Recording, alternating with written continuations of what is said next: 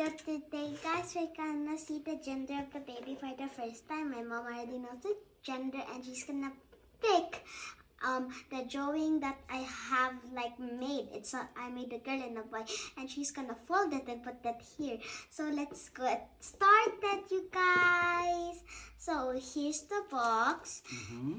And I'm gonna show you the picture and not us, and my dad's gonna be with us. So let's open it. I'm so nervous. Open it slowly. Ooh, rubber band. Close your eyes. Boy, girl. Close your eyes. Boy. Harap dito, harap dito. Showing you. Nakbaligtad na, itaas mo, i-turn around mo siya. Isa pa. Baligtad, iharap mo dito sa akin. Okay, 1, 2, 3, go! A boy! Pakita mo dito. A boy, you guys! It's a boy! Ooh, baby boy. It's a baby boy.